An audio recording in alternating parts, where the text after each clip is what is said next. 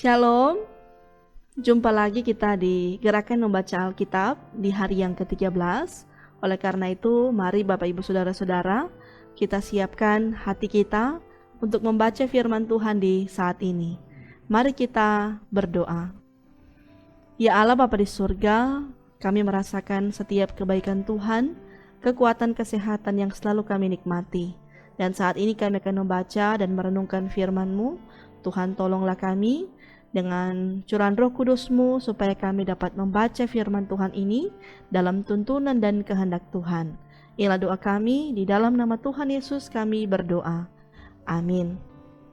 Bapak Ibu Saudara-saudara, dalam bacaan Alkitab kita di saat ini, yaitu dalam Kejadian pasal yang ke-36 sampai Kejadian 39. Inilah keturunan Esau, yaitu Edom.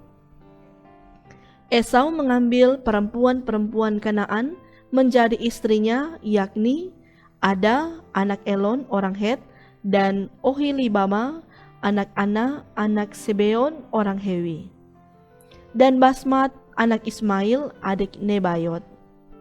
Ada melahirkan Elifas bagi Esau, dan Basmat melahirkan Rehuel, dan Oholibama melahirkan Yeus, Yaelam dan Kora. Itulah anak-anak Esau yang lahir baginya di tanah Kanaan.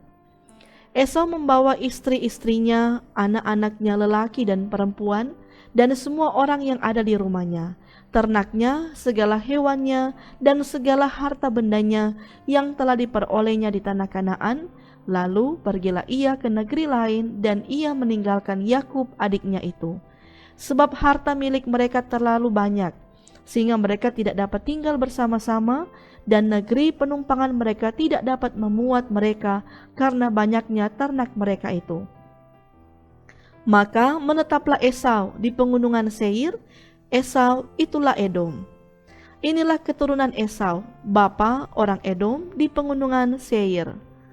Nama anak-anaknya ialah Elifas, anak Ada istri Esau, Rehuel, anak Basmat, istri Esau.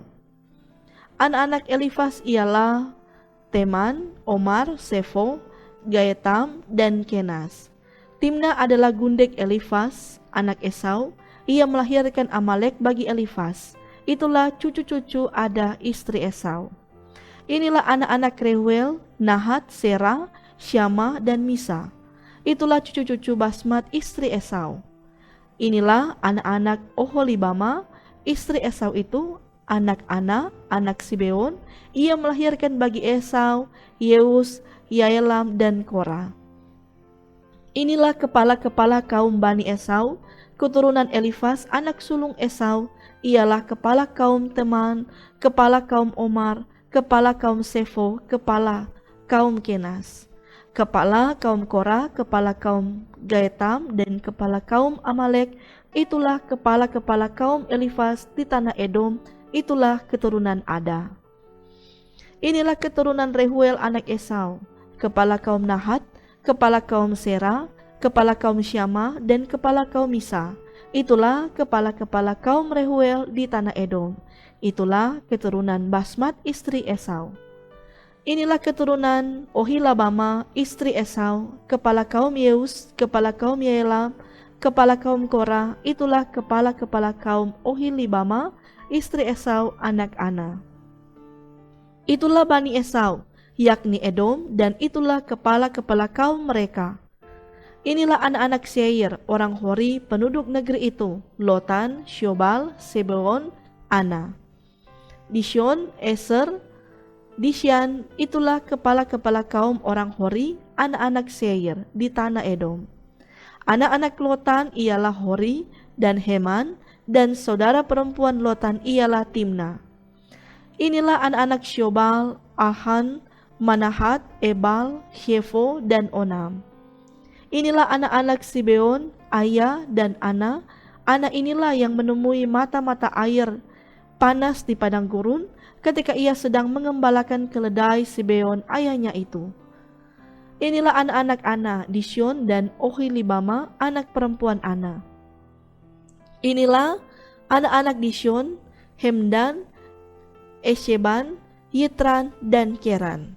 Inilah anak-anak Eser, Bilhan, Saan, dan Akan. Inilah anak-anak Disyan, Us, dan Haran. Itulah kepala-kepala kaum orang Hori, kepala kaum Lotan, kepala kaum Syobal, kepala kaum Sibeon, kepala kaum Ana.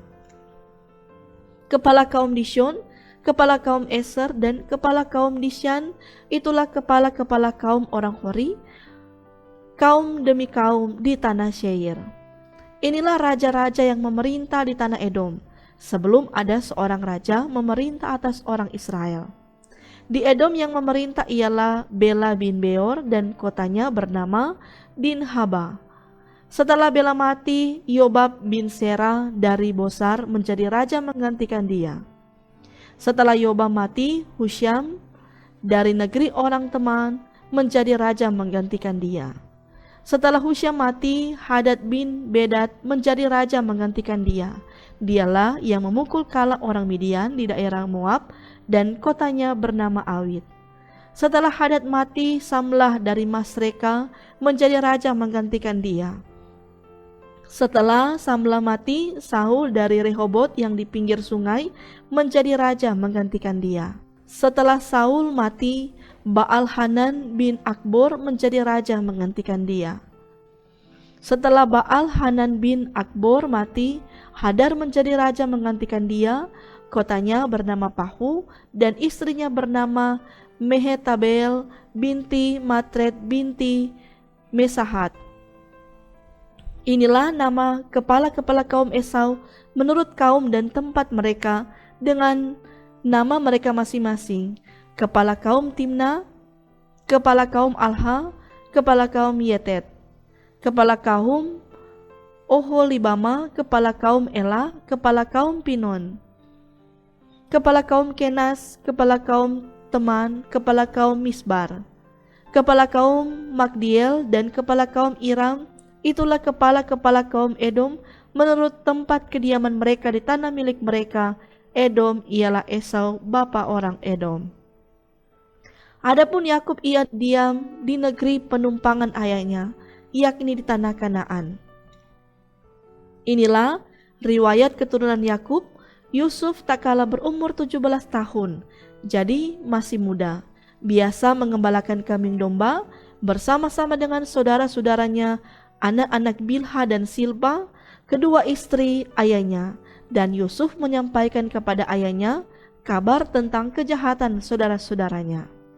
Israel lebih mengasihi Yusuf dari semua anaknya yang lain, sebab Yusuf itulah anaknya yang lahir pada masa tuanya, dan ia menyuruh membuat jubah yang maha indah bagi dia.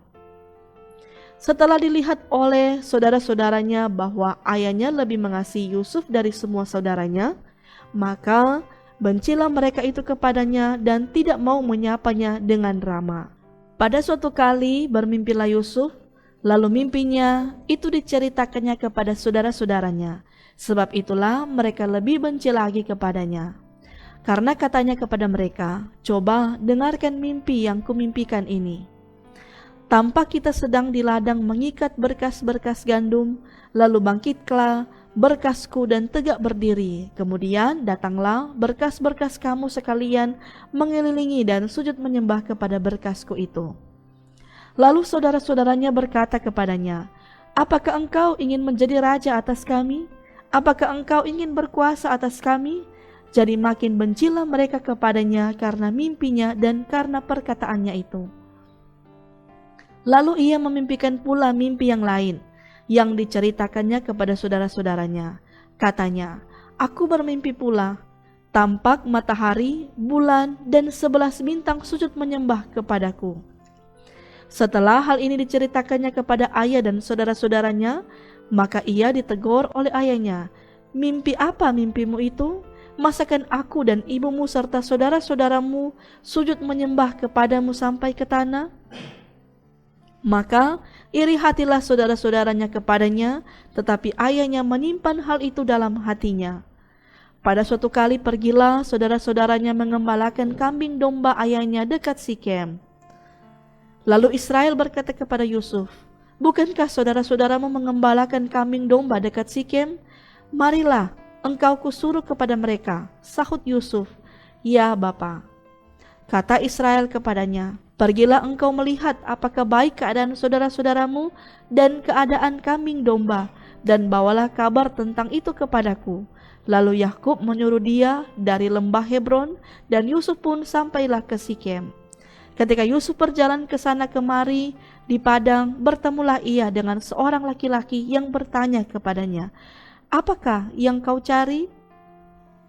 Sahutnya, "Aku mencari saudara-saudaraku. Tolonglah katakan kepadaku di mana mereka mengembalakan kambing domba." Lalu kata orang itu, "Mereka telah berangkat dari sini, sebab telah kudengar mereka berkata, 'Marilah kita pergi ke Dotan.'" Maka Yusuf menyusul saudara-saudaranya itu, dan didapatinyalah mereka di Dotan. Dari jauh ia telah kelihatan kepada mereka, tetapi sebelum ia dekat pada mereka, mereka telah bermufakat mencari daya upaya untuk membunuhnya.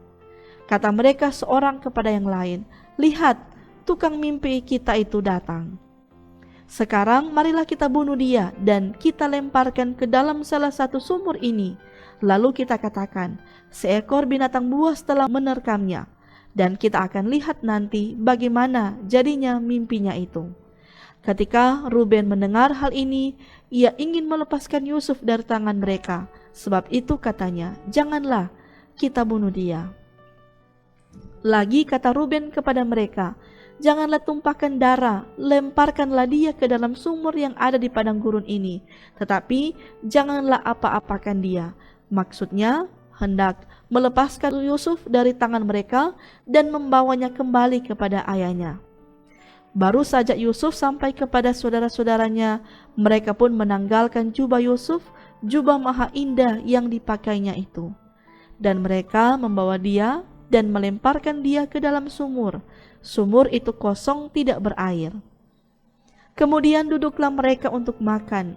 Ketika mereka mengangkat muka, kelihatanlah kepada mereka suatu kafilah orang Ismail datang dari Gilead dengan untanya yang membawa damar, balsam, dan damar ladan dalam perjalanannya mengangkut barang-barang itu ke Mesir. Lalu kata Yehuda kepada saudara-saudaranya itu, "Apakah untungnya kalau kita membunuh adik kita itu dan menyembunyikan darahnya?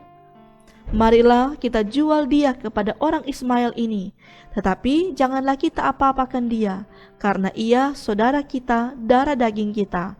Dan saudara-saudaranya mendengarkan perkataannya itu. Ketika ada saudagar-saudagar Midian lewat, Yusuf diangkat ke atas dari dalam sumur itu, kemudian dijual kepada orang Ismail itu dengan harga 20 shikal perak. Lalu Yusuf dibawa mereka ke Mesir. Ketika Ruben kembali ke sumur itu, ternyata Yusuf tidak ada lagi di dalamnya. Lalu dikoyakannya lah bajunya. Dan kembalilah ia kepada saudara-saudaranya, katanya, "Anak itu tidak ada lagi, kemanakah aku ini?" Kemudian mereka mengambil jubah Yusuf dan menyembelih seekor kambing, lalu mencelupkan jubah itu ke dalam darahnya. Jubah maha indah itu mereka suruh antarkan kepada ayahnya, mereka dengan pesan, "Ini kami dapati, silakanlah Bapak periksa apakah jubah ini milik anak Bapak atau tidak." Ketika Yakub memeriksa jubah itu, ia berkata, "Ini jubah anakku. Binatang buas telah memakannya, tentulah Yusuf telah diterkam." Dan Yakub menggoyahkan jubahnya, lalu mengenakan kain kabung pada pinggangnya, dan berkabunglah ia berhari-hari lamanya karena anaknya itu. Sekalian anaknya laki-laki dan perempuan berusaha menghiburkan dia, tetapi ia menolak dihiburkan serta katanya, "Tidak, aku akan berkabung sampai aku turun mendapatkan anakku ke dalam dunia orang mati." Demikianlah Yusuf ditangisi oleh ayahnya. Adapun Yusuf, ia dijual oleh orang Midian itu ke Mesir kepada Potifar, seorang pegawai istana Firaun, kepala pengawal raja. Pada waktu itu Yehuda meninggalkan saudara-saudaranya dan menumpang pada seorang adulam yang namanya Hira. Di situ Yehuda melihat anak perempuan seorang Kanaan, nama orang itu ialah Shua. Lalu Yehuda kawin dengan perempuan itu dan menghampirinya. Perempuan itu mengandung, lalu melahirkan seorang anak laki-laki dan menamai anak itu Er. Sesudah itu perempuan itu mengandung lagi, lalu melahirkan seorang anak laki-laki dan menamai anak itu Onan. Kemudian perempuan itu melahirkan seorang anak laki-laki sekali lagi dan menamai anak itu Shelah. Yehuda sedang berada di Kesib ketika anak itu dilahirkan. Sesudah itu Yehuda mengambil bagian Er, anak sulungnya, seorang istri yang bernama Tamar. Tetapi Er, anak sulung Yehuda itu adalah jahat di mata Tuhan, maka Tuhan membunuh dia. Lalu berkatalah Yehuda kepada Onan, hampirilah istri kakakmu itu, kawinlah dengan dia sebagai ganti kakakmu dan bangkitkanlah keturunan bagi kakakmu. Tetapi Onan tahu bahwa bukan ia yang punya keturunannya nanti. Sebab itu setiap kali ia menghampiri istri kakaknya itu, ia membiarkan maninya terbuang, supaya ia jangan memberi keturunan kepada kakaknya. Tetapi yang dilakukannya itu adalah jahat di mata Tuhan, maka Tuhan membunuh dia juga. Lalu berkatalah Yehuda kepada Tamar menantunya itu, tinggallah sebagai janda di rumah ayahmu, sampai anakku Shelah itu besar. Sebab pikirnya, jangan-jangan ia mati seperti kedua kakaknya itu. Maka pergilah Tamar dan tinggal di rumah ayahnya. Setelah beberapa lama matilah anak Shua, istri Yehuda. Habis berkabung, pergilah Yehuda ke Timna, kepada orang-orang yang menggunting bulu domba-dombanya bersama dengan Hirah sahabatnya orang Adulam itu. Ketika dikabarkan kepada Tamar, bapa mertuamu sedang di jalan ke Timna untuk mengunting bulu domba-dombanya, maka ditanggalkannya lah pakaian kejandaannya. Ia bertelengkung dan berselubung, lalu pergi duduk di pintu masuk ke Enaim yang di jalan ke Timna, karena dilihatnya bahwa Shelah telah menjadi besar, dan dia tidak diberikan juga kepada Shelah itu untuk menjadi istrinya. Ketika Yehuda melihat dia, disangkanyalah dia seorang perempuan sundal, karena ia menutupi mukanya. Lalu berpalinglah Yehuda mendapatkan perempuan yang di pinggir jalan itu, serta berkata, marilah, aku mau menghampiri engkau, sebab ia tidak tahu bahwa perempuan itu menantunya. Tanya perempuan itu, apakah yang akan kau berikan kepadaku jika engkau menghampiri aku? Jawabnya, aku akan mengirimkan kepadamu seekor anak kambing dari kambing dombaku. Kata perempuan itu, asal engkau memberikan tanggungannya sampai engkau mengirimkannya kepadaku. Tanyanya, apakah tanggungan yang harus kuberikan kepadamu? Jawab perempuan itu, cap meteraimu serta kalungmu dan tongkat yang ada di tanganmu itu. Lalu diberikannya semuanya itu kepadanya, maka ia menghampirinya. Perempuan itu mengandung daripadanya. Bangunlah perempuan itu, lalu pergi, ditanggalkannya lah telengkungnya dan dikenakannya pula pakaian kejandaannya.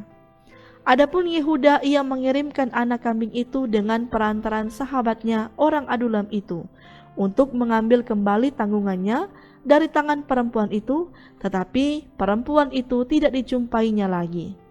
Ia bertanya-tanya di tempat tinggal perempuan itu, di manakah perempuan jalang yang duduk tadinya di pinggir jalan di Enaim itu? Jawab mereka, tidak ada di sini perempuan jalang. Kembalilah ia kepada Yehuda dan berkata, tidak ada kujumpai dia. Dan juga orang-orang di tempat itu berkata, tidak ada perempuan jalang di sini. Lalu berkatalah Yehuda, biarlah barang-barang itu dipegangnya, supaya kita jangan menjadi buah olok-olok orang-orang.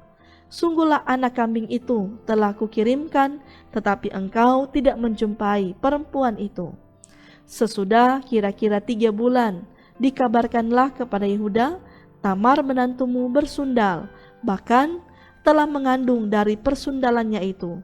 Lalu kata Yehuda, bawalah perempuan itu supaya dibakar. Waktu dibawa, perempuan itu menyuruh orang kepada mertuanya mengatakan, dari laki-laki yang punya barang-barang inilah aku mengandung. Juga dikatakannya, periksalah siapa yang punya cap meterai serta kalung dan tongkat ini." Yehuda memeriksa barang-barang itu lalu berkata, "Bukan aku, tetapi perempuan itulah yang benar, karena memang aku tidak memberikan dia kepada Shelah anakku, dan ia tidak bersetubuh lagi dengan perempuan itu." Pada waktu perempuan itu hendak bersalin, nyatalah ada anak kembar dalam kandungnya. Dan ketika ia bersalin, seorang dari anak itu mengeluarkan tangannya, lalu dipegang oleh bidan, diikatnya dengan benang kirmisi, serta berkata, "Inilah yang lebih dahulu keluar." Ketika anak itu menarik tangannya kembali, keluarlah saudaranya laki-laki, dan bidan itu berkata, "Alangkah kuatnya engkau menembus keluar," maka anak itu dinamai Peres. Sesudah itu keluarlah saudaranya laki-laki yang tangannya telah berikat benang kirmisi itu. Lalu kepadanya diberi nama Sera. Adapun Yusuf telah dibawa ke Mesir, dan Potifar, seorang Mesir, pegawai istana Firaun, kepala pengawal raja, membeli dia dari tangan orang Ismail yang telah membawa dia ke situ. Tetapi Tuhan menyertai Yusuf, sehingga ia menjadi seorang yang selalu berhasil dalam pekerjaannya, maka tinggallah ia di rumah tuannya orang Mesir itu. Setelah dilihat oleh tuannya bahwa Yusuf disertai Tuhan dan bahwa Tuhan membuat berhasil segala sesuatu yang dikerjakannya, maka Yusuf mendapat kasih tuannya dan ia boleh melayani dia. Kepada Yusuf diberikannya kuasa atas rumahnya, dan segala miliknya diserahkannya kepada kekuasaan Yusuf. Sejak ia memberikan kuasa dalam rumahnya dan atas segala miliknya kepada Yusuf, Tuhan memberkati rumah orang Mesir itu karena Yusuf, sehingga berkat Tuhan ada atas segala miliknya, baik yang di rumah maupun yang di ladang. Segala miliknya diserahkannya pada kekuasaan Yusuf, dan dengan bantuan Yusuf, ia tidak usah lagi mengatur apa-apapun selain dari makanannya sendiri. Adapun Yusuf itu manis sikapnya dan elok parasnya. Selang beberapa waktu istri tuannya memandang Yusuf dengan birahi, lalu katanya, "Marilah tidur dengan aku." Tetapi Yusuf menolak dan berkata kepada istri tuannya itu, "Dengan bantuanku, tuanku itu tidak lagi mengatur apa yang ada di rumah ini, dan ia telah menyerahkan segala miliknya pada kekuasaanku. Bahkan di rumah ini, ia tidak lebih besar kuasanya daripadaku, dan tiada yang tidak diserahkannya kepadaku selain daripada engkau, sebab engkau istrinya. Bagaimanakah mungkin aku melakukan kejahatan yang besar ini dan berbuat dosa terhadap Allah?" Walaupun dari hari ke hari perempuan itu memujuk Yusuf, Yusuf tidak mendengarkan bujukannya itu untuk tidur di sisinya dan bersetubuh dengan dia. Pada suatu hari, masuklah Yusuf ke dalam rumah untuk melakukan pekerjaannya, sedang dari seisi rumah itu seorang pun tidak ada di rumah. Lalu perempuan itu memegang baju Yusuf sambil berkata, "Marilah tidur dengan aku." Tetapi Yusuf meninggalkan bajunya di tangan perempuan itu dan lari keluar. Ketika dilihat perempuan itu bahwa Yusuf meninggalkan bajunya dalam tangannya dan telah lari keluar, dipanggilnyalah seisi rumah itu, lalu katanya kepada mereka, "Lihat, dibawanya kemari seorang Ibrani, supaya orang ini dapat mempermainkan kita. Orang ini mendekati aku untuk tidur dengan aku, tetapi aku berteriak-teriak dengan suara keras. Dan ketika didengarnya bahwa aku berteriak sekeras-kerasnya, ditinggalkannyalah bajunya padaku, lalu ia lari keluar. Juga ditaruhnya baju Yusuf itu di sisinya sampai tuan rumah pulang." Perkataan itu jugalah yang diceritakan perempuan itu kepada Potifar, katanya, "Hamba orang Ibrani yang kau bawa kemari itu datang kepadaku untuk mempermainkan aku. Tetapi ketika aku berteriak sekeras-kerasnya, ditinggalkannyalah bajunya padaku, lalu ia lari keluar." Baru saja didengar oleh tuannya perkataan yang diceritakan istrinya kepadanya, begitulah aku diperlakukan oleh hambamu itu," maka bangkitlah amarahnya. Lalu Yusuf ditangkap oleh tuannya dan dimasukkan ke dalam penjara, tempat tahanan-tahanan raja dikurung. Demikianlah Yusuf dipenjarakan di sana. Tetapi Tuhan menyertai Yusuf dan melimpahkan kasih setianya kepadanya dan membuat Yusuf kesayangan bagi kepala penjara itu. Sebab itu, kepala penjara mempercayakan semua tahanan dalam penjara itu kepada Yusuf, dan segala pekerjaan yang harus dilakukan di situ dialah yang mengurusnya. Dan kepala penjara tidak mencampuri segala yang dipercayakannya kepada Yusuf karena Tuhan menyertai dia, dan apa yang dikerjakannya dibuat Tuhan berhasil. Demikianlah bacaan kita di hari ini. Mari torang senantiasa giat terus untuk membaca dan belajar tentang kebenaran firman Tuhan. Tuhan memberkati dan menyertai kita. Shalom, damai di hati.